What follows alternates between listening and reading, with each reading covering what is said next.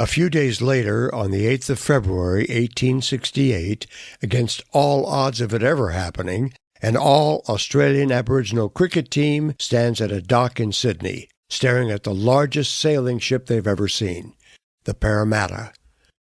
Its 3 masts reach into the sky like gigantic gum trees. It is over 200 feet long and almost 40 feet wide. In addition to its cargo, it has accommodations for enough passengers to make up a small village. It dwarfs any other water conveyance they have seen, let alone boarded. They had been mightily impressed by the little ship that brought them to Sydney from Queenscliff.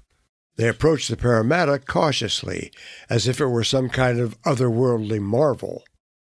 They are dressed in the latest fashions as they gaze up at this behemoth. Harriman had insisted before he left for England that the team be presented at its finest from the time they board the ship till they leave England to go back home. They are dressed as gentlemen. Dicky Dick even has a top hat that he purchased at a shop in Melbourne. "Come on, lads," Lawrence encourages them. "This is going to be your home for the next few months. Let's get on board and get acquainted." The Indigenous men just stand there, waiting to see who will be the first to start up the gangway. No one seems too eager. Finally, Dicky Dick doffs his hat to the ship and starts his ascent. "I believe it is this way, gentlemen," he says.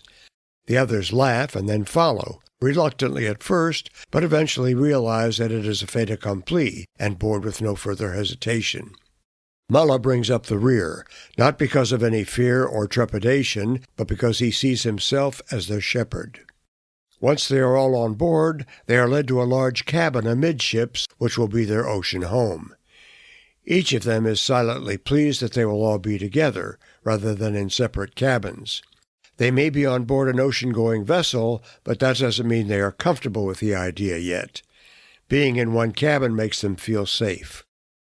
The captain of the ship, Captain Williams, is there to greet them and try to allay any fears they may have about traveling on the ocean. "Boys," he says, "this should be an easy crossing.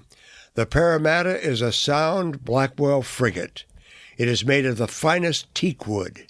That may not mean much to you, but what it says is that this is a ship built especially to carry people and cargo from England to India or Australia and back again safely, through any weather.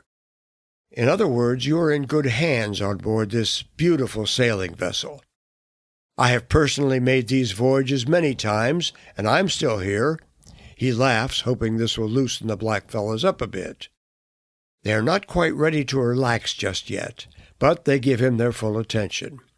Captain Williams continues, "We will be shoving off in a few short hours, so let me suggest you get your gear stowed and make your way up on deck. You'll want to watch as we sail through this beautiful Sydney harbor. There's nothing like the thrill of watching the land recede and looking out into the vast beyond.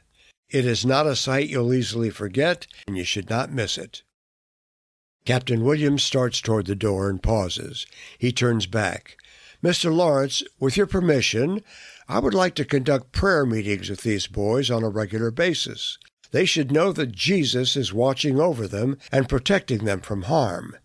And if there's any time you or any of your charges require information or reassurance or anything whatsoever, I'm at your service." "Thank you, Captain," Lawrence replies. "I think a regular prayer service will be good for all of us." Dicky Dick and Cousins exchange a glance. "All right, lads," Lawrence says, "let's give the captain a hip-hip." The team adds, "Hooray!"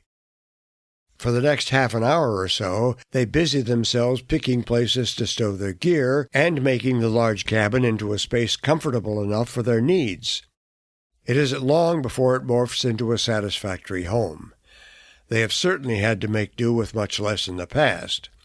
King Cole sums it up for everyone when he says, "It isn't the bush, but it will have to do."